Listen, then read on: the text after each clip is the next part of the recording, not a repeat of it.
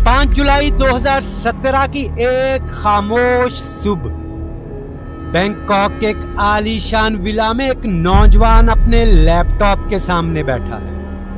दुनिया उसे उसके असली नाम से नहीं जानती, वो सिर्फ एक कोड नेम से पहचाना जाता है, अल्फा ओटू। वो करोड़ों का मालिक है, ऐशो इशरत की जिंदगी गुजार रहा है, महंगी गाड़ियां, आलीशान घर, और वो समझता है कि थाईलैंड में वो महफूज है। लेकिन अचानक एक जोरदार आवाज उसकी दुनिया को हिलाकर रख दी। एक औरत ने अपनी टोयोटा कैमरे उसके गेट से टकरा दी है। वो सब कुछ छोड़कर बाहर दौड़ता है, ये सोचते हुए कि शायद कोई हादसा हुआ, लेकिन उसे मालूम नहीं कि यह सिर्फ एक हादसा नहीं बल्कि एक जाल था।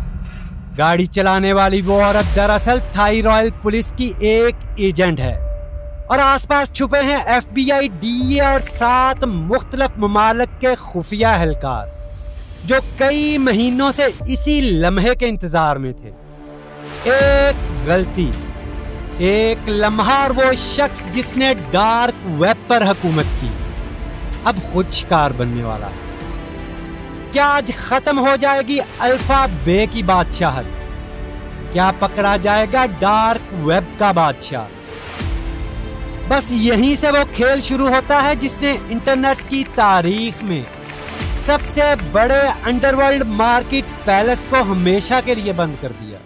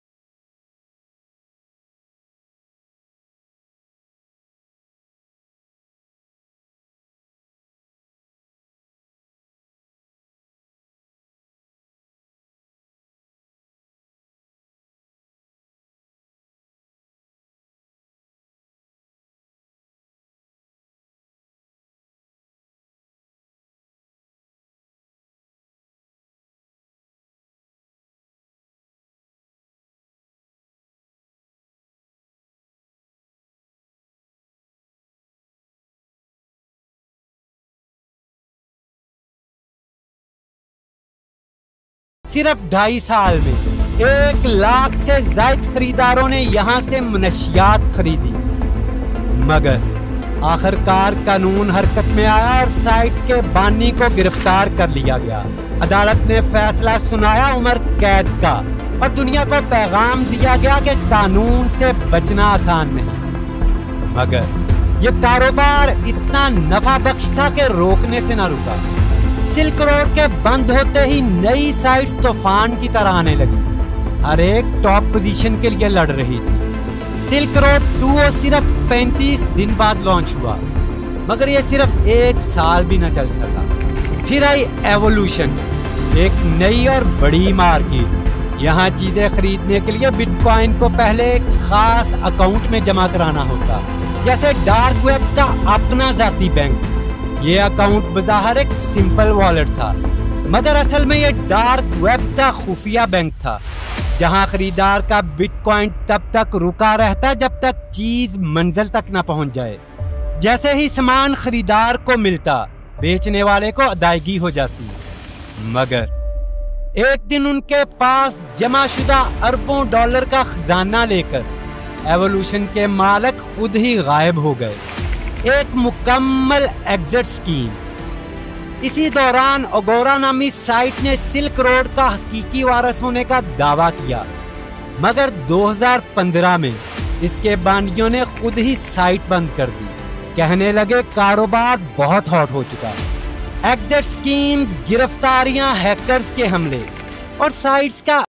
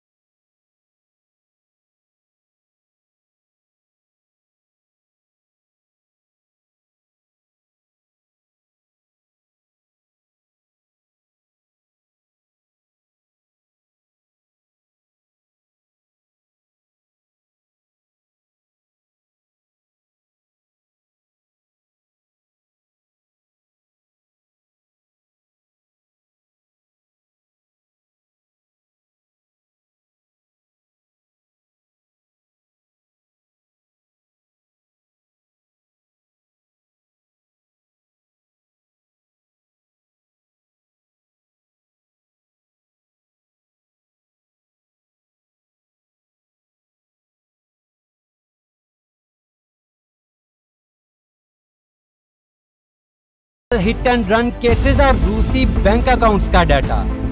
अल्फा O2 शायद रूसी कानून नाफिज करने वाले इदारों से बचना चाहता था, या शायद खुद को रूसी जाहिर करके तफ्तीशकारों को गुमराह करना चाहता था। वेबसाइट का निजाम बिल्कुल अमेज़न जैसा, आसान users interface, search filters, categories, सब कुछ मुनज़्ज़म। अदायगी के लिए बिटकॉइन, मोनीरो या एथेरियम, ताकि सार्फिन की शनाख्त छुपी रहे।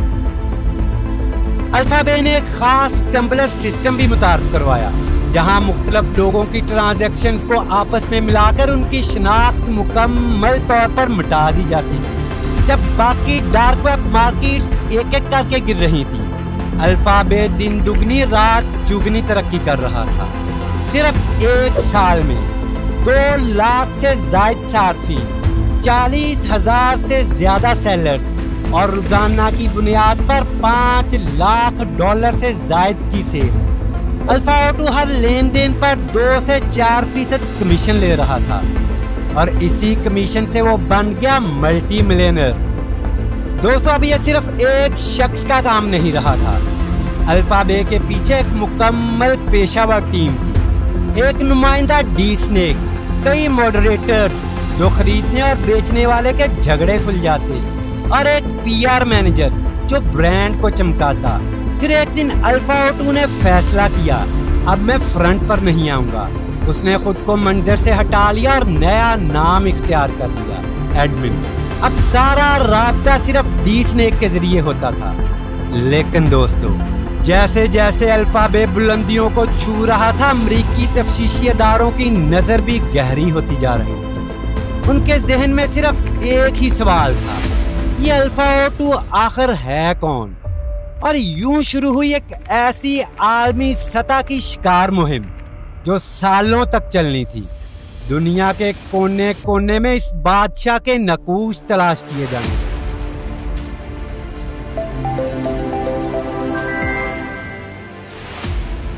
दोस्तों, अमरीकी तहकीकाती इदारे हाथ धोकर अल्फाबे के पीछे पड़ चुके थे।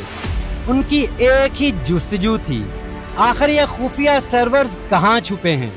अगर ये राज खुल जाए तो ये सारा निजाम बंद किया जा सकता है।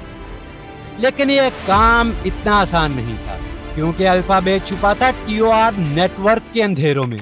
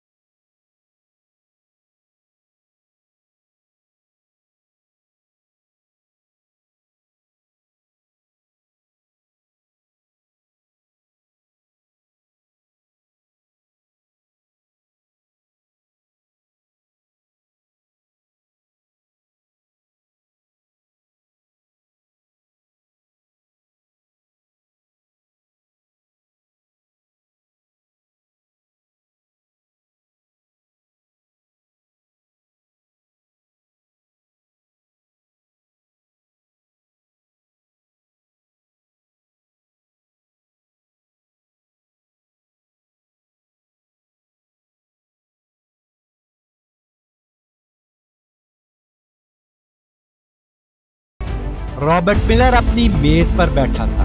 अल्फाबे पर काम करते करते इसका दिल टूटने को था, मगर तब ऐसा हुआ जैसे रात के अंधेरे में अचानक कोई शोला लपक जाए। उसके इनबॉक्स में एक गुमनाम ईमेल आती है, और उसमें छुपा था वो राज जो सब कुछ बदलने वाला था। तहकीकाती टीम को बताया जाता है कि जब अल्फाबे की शुरुआत हुई, तब हर नए सारफ को एक वेलकम ईमेल भेजा जाता था, और उस वक्त भेजने वाले की असली ईमेल आईडी मेटाडाटा में वाज़े नजर आती थी। एक संगीन गलती थी जिसे जल्दी सुधार दिया गया, लेकिन किसी चालाक ज़हन ने इस पहली ईमेल को महफूज कर लिया था। शायद वो कोई पुराना सारफ था या कोई हरीफ, कौन जाने। लेकिन उसने बरसों से खामोशी से देखा, सुना, समझा, और जब वक्त आया तो वो ईमेल एड्रेस आगे DEA के हवाले कर दिया। और यही वो लम्हा था जो इस सारी सल्तनत को जमीन बोस करने वाला था। ईमेल एड्रेस था pimpalex91@hotmail.com।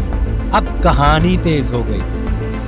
तहकीकाती टीम ने इस ईमेल को लेकर 2008-9 की पुरानी तस्वीरें खंगाली फ्रांसीसी सोशल मीडिया प्लेटफॉर्म skyrock.com पर, जहां एलेक्स नामी नौजवान की तस्वीर और तफसीलात मौजूद थी। उसने एक डेटिंग प्रोफाइल भी बनाया हुआ था, जहां उसने अपना शहर लिखा था ट्रायोज रिवर, क्वेबेक, कनाडा। उम्र 17 साल। तो फिर ईमेल में मौजूद 91 शायद उसकी पैदाइश का साल था। यानी जब अल्फाबेट शुरू हुई तो ये एलेक्स 23 साल का नौजवान था। इसी दौरान तहकीकात ने एक और राज खोला। एक फ्रांसीसी टेक्नोलॉजी फोरम पर 2008 में अल्फा O2 ने एक पोस्ट की, जिसमें बताया कि तस्वीर से वायरस कैसे हटाया जाए। नीचे दर्ज था इसका ईमेल और इसका पूरा नाम, अलेक्जेंडर कैजेस। अब नाम सामने था और अमेरिकी एजेंट्स का दिल धड़कने लगा। उन्होंने इसकी पेपाल आईडी निकाली, जहां वही ईमेल मौजूद थी। फिर लिंक्डइन पर खोला तो पता चला वो एक फ्रीलांस सॉफ्टवेयर डेवलपर है, जिसकी कंपनी है EBX टेक्नोलॉजीज। फेसबुक पर उसे मंगेतर के जरिए जोड़ा, जो थाईलैंड की रहायशी थी, और यूं एजेंट्स का ध्यान गया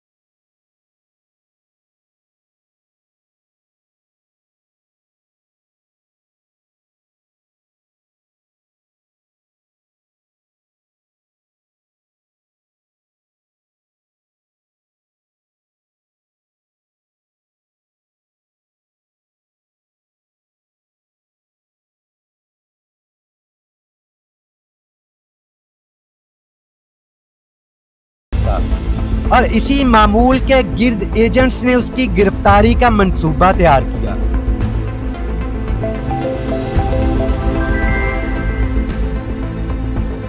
जून 2017 बैंकॉक के 5 स्टार एथनी होटल में अमेरिकी एजेंट्स बैठे थे।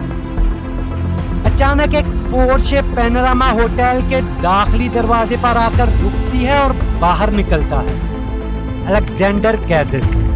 वो बेफिक्री से चलता हुआ उन्हीं एजेंट्स के पास आता है और सिर्फ कारोबारी डिनर के लिए बैठता है। ये इत्तेफाक या किस्मत का मजाक, एजेंट्स कभी इतने करीब न आए थे। मगर तब भी उन्हें अंदाजा ना था कि सिर्फ 1 महीने बाद ये शख्स मुर्दा होगा।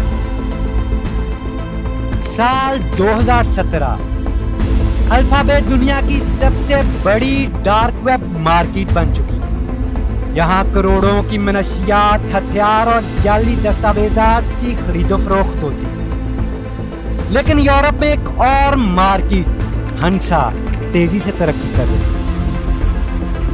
डिच तफ्तीशकारों को एक सिक्योरिटी रिसर्चर से इत्तला मिली कि हंसा मार्केट के सर्वर नीदरलैंड्स में मौजूद है। ये एक नायाब मौका था। सर्वर्स की निगरानी की गई, डाटा कॉपी किया गया और चैट्स की छानबीन से मालूम हुआ कि हंसा के मुंतजमीन जर्मन शहरी हैं। डिच और जर्मन हक्काम ने फैसला किया हंसा को चुपके से कंट्रोल में लिया जाएगा ताकि एक जाल बुना जाए। लेकिन अचानक हंसा मार्केट सर्वर से गायब हो गई। मुंतजमीन को शक हो गया था कि सर्वर्स कॉपी किए गए हैं। तफ्तीशकारों ने चैट्स में मौजूद बिटकॉइन एड्रेसेस से ट्रांजैक्शंस का सुराग लगाया, जो लिथुआनिया में एक क्रिप्टो एक्सचेंज तक जा पहुंची। इसके बाद नया डाटा सेंटर भी दरियाफ्त हो गया। इसी दौरान FBI ने यूरोपीय हकाम को बताया, हम अल्फाबे के बानी अल्फा O2 को गिरफ्तार करने वाले हैं। एक आलमी ऑपरेशन तश्कील दिया गया। Operation bayonet. इसमें यूरोपोल, FBI, DEA और 7 ममालिक की एजेंसियां शामिल थी। प्लान यह था कि जब अल्फा बे बंद हो तो हजारों मुजरम हंसा पर मुंतकिल होंगे और वो मार्केट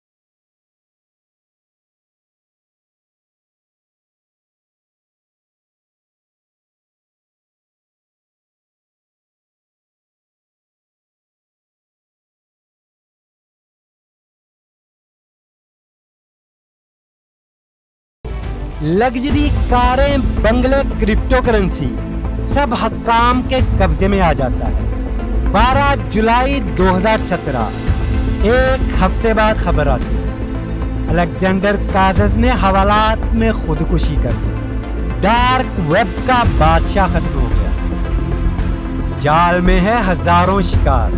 ये सब अभी खुफिया था। 200 जब अल्फा बे अचानक बंद हुआ, सार्फिन ने सोचा एग्जिट स्कीम, हैक या क्या हुआ।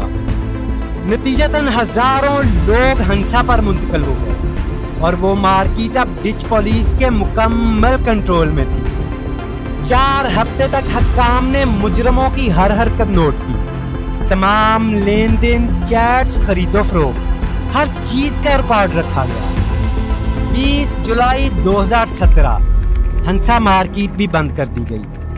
उसी दिन अमरीकी महकमा इंसाफ ने ऐलान किया अल्फा बे और हंसा दोनों को खत्म कर दिया गया है। Today, the Department of Justice announces the takedown of the dark web market Alpha Bay. This is the largest dark market web place takedown in world history. दोस्तों, डार्क वेब एक ताकतवर टेक्नोलॉजी है जहां आजादी इज़हार, सहाफत और सिक्योरिटी का तहफ़्फ़ुज़ हो सकता है। मगर जब वहां जुर्म की मंडी लगे तो वो अंधेरा रोशनी को निगल लेता है। लेकिन ये कहानी यहीं ख़त्म नहीं हुई। दुनिया भर में जुर्म और कानून का खेल अब भी जारी है। दोस्तों, आपको आज की हमारी वीडियो पसंद आई हो तो लाइक करें, दोस्तों के साथ शेयर करें और चैनल को सब्सक्राइब करना मत भूलें।